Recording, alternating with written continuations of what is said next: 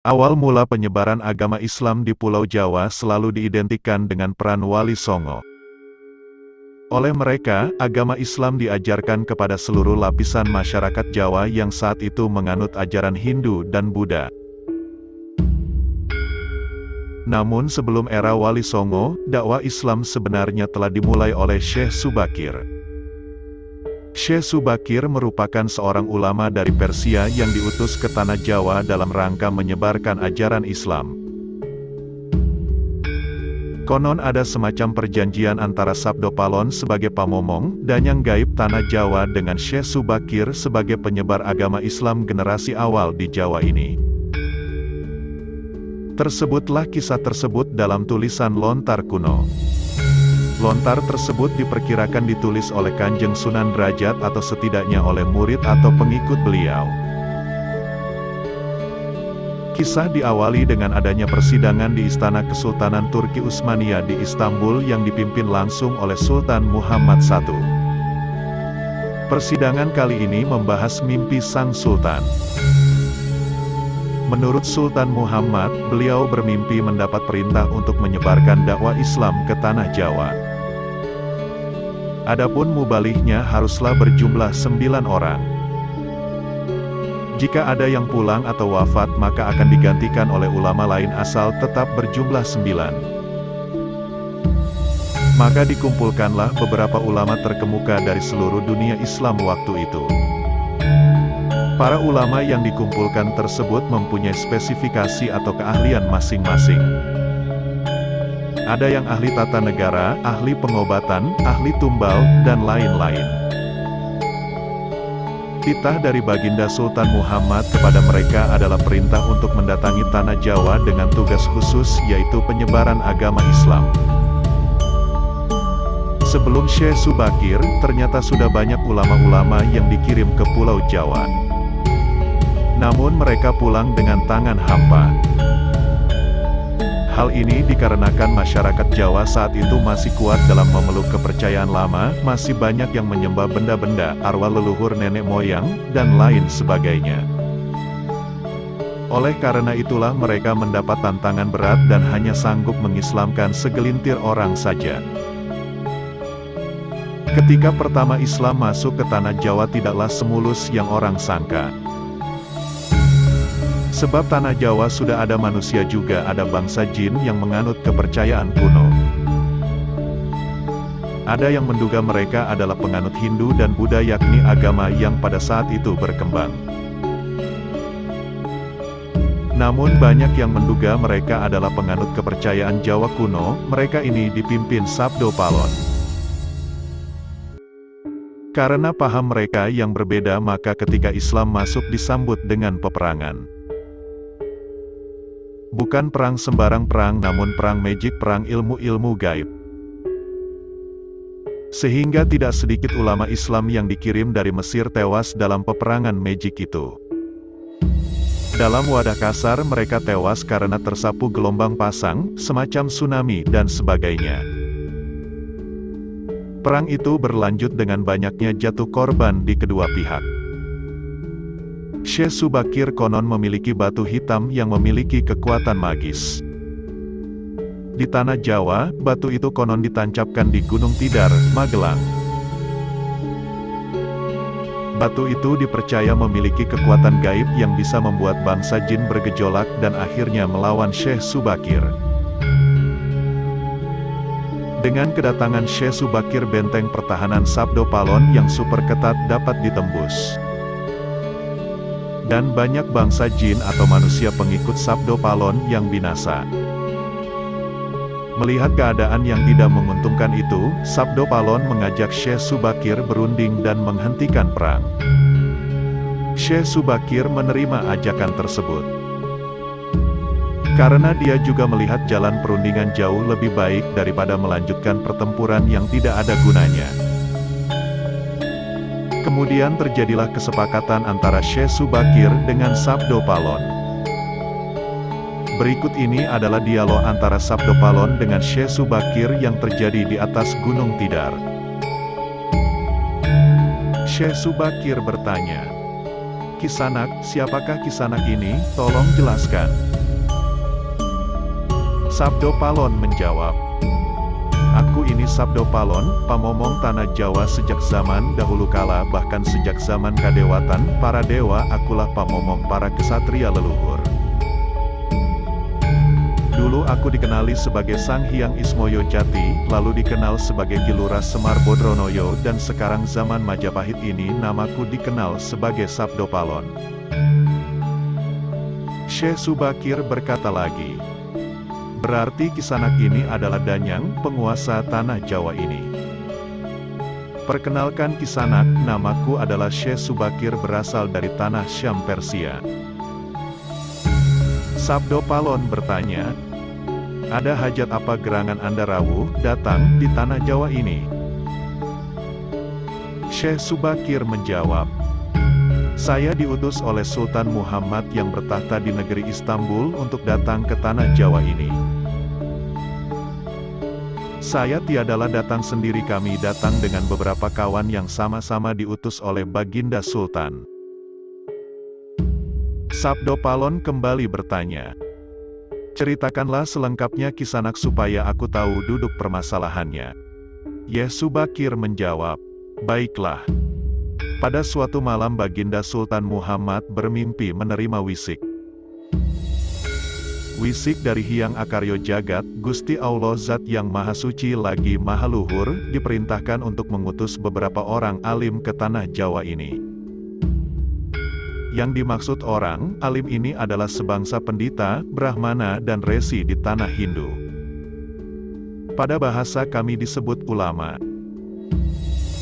Sabdo Palon kembali bertanya, jadi Jengandiko ini termasuk ulama itu tadi? Syekh Subakir berkata menjelaskan, ya, saya salah satu dari utusan yang dikirim Baginda Sultan. Adapun tujuan kami dikirim kemari adalah untuk menyebarkan wawara suci, ajaran suci, amedar agama suci, yaitu Islam. Sabdo Palon bertanya lagi, bukankah Kisanak tahu bahwa di tanah Jawa ini sudah ada agama yang berkembang yaitu Hindu dan Buddha yang berasal dari tanah Hindu? Buat apa lagi Kisanak menambah dengan agama yang baru lagi? Syekh Subakir kembali menjawab, biarkan Kawulo Dasi, rakyat yang memilih keyakinannya sendiri. Bukankah Kisanak sendiri sebagai danyangnya tanah Jawa lebih paham bahwa sebelum agama Hindu dan Buddha masuk ke Jawa ini, di sini pun sudah ada kapitayan atau ajaran asli tanah Jawa yang berupa ajaran Budi?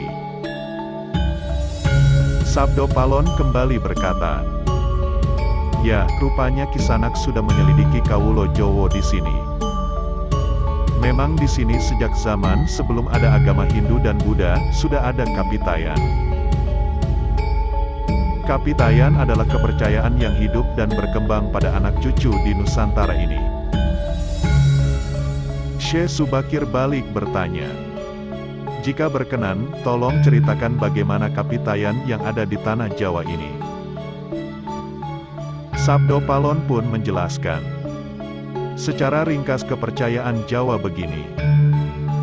Manusia Jawa sejak dari zaman para leluhur dahulu kala meyakini ada Sang Maha Kuasa yang bersifat Tan Keno Kinoyo Ngopo, tidak bisa digambarkan bagaimana keadaannya.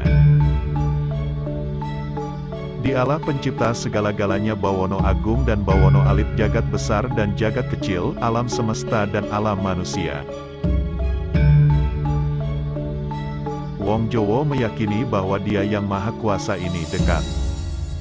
Juga dekat dengan manusia. Dia juga diyakini berperilaku sangat welas asih. Dia juga diyakini meliputi segala sesuatu yang ada. Karena itu masyarakat Jawa sangat menghormati alam sekelilingnya. Karena bagi mereka semuanya mempunyai sukma. Sukma ini adalah sebagai wakil dari Dia yang Maha Kuasa itu. Jika masyarakat Jawa melakukan pemujaan kepada Sang Pencipta, mereka lambangkan dengan tempat yang suwung. Suwung itu kosong namun sejatinya bukan kosong namun berisi Sang Maha Ada. Karena itu tempat pemujaan orang Jawa disebut Sanggar Pamujan. Di salah satu bagiannya dibuatlah sentong kosong, tempat atau kamar kosong, untuk arah pemujaan. Karena diyakini bahwa di mana ada tempat suwung di situ ada yang maha berkuasa. Syekh Subakir kembali berkata, "Nah itulah juga yang menjadi ajaran agama yang kami bawa. Untuk memberi ageman, pegangan atau pakaian, yang menegaskan itu semua. Bahwa sejatinya di balik semua yang maujud ini ada Sang Wujud Tunggal yang menjadi pencipta, pengatur dan pengayom alam semesta. Wujud Tunggal ini dalam bahasa Arab disebut Al-Ahad. Dia maha dekat kepada manusia, bahkan lebih dekat dia daripada urat leher manusianya sendiri. Ajaran agama kami menekankan budi pekerti yang agung, yaitu menebarkan welas asih kepada alam gumebiar, kepada sesama tita atau makhluk. Lihatlah Sang Danyang, betapa sudah rusaknya tatanan masyarakat Majapahit sekarang. Bekas-bekas perang saudara masih membara, rakyat kelaparan, perampokan dan penindasan ada di mana-mana. Ini harus diperbaharui budi pekertinya."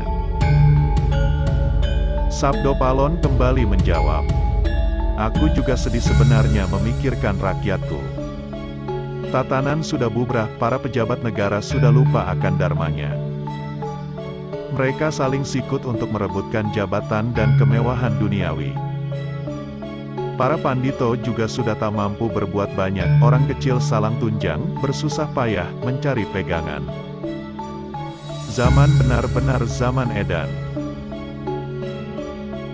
Syekh Subakir kembali berkata, "Karena itulah mungkin Sang Maha Jawata Agung menyuruh Sultan Muhammad Turki untuk mengutus kami ke sini. Jadi, wahai Sang Danyang Tanah Jawa, izinkanlah kami menebarkan wewara suci ini di wewengkon, wilayah kekuasaanmu ini." Sabdo Palon pun menjawab, "Baiklah jika begitu. Tapi dengan syarat-syarat yang harus kalian patuhi." Syekh Subakir bertanya, "Apa syaratnya itu wahai Sang Danyang Tanah Jawa?" Sabdo Palon pun menjawab, "Pertama, jangan ada pemaksaan agama, dharma atau kepercayaan.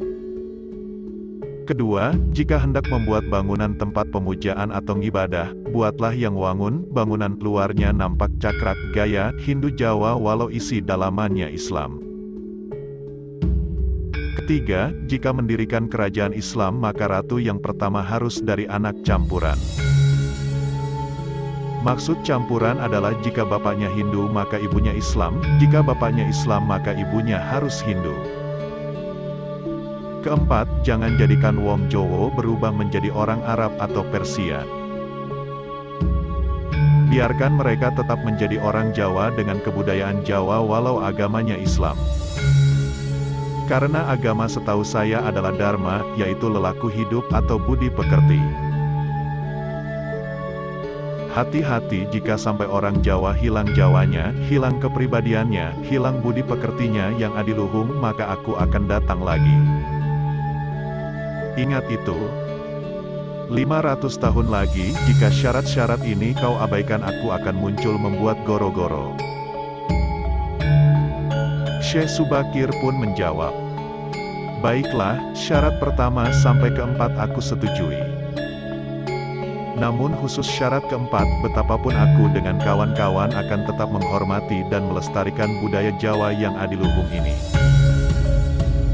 Namun jika suatu saat kelak karena perkembangan zaman dan ada perubahan maka tentu itu bukan dalam kuasaku lagi.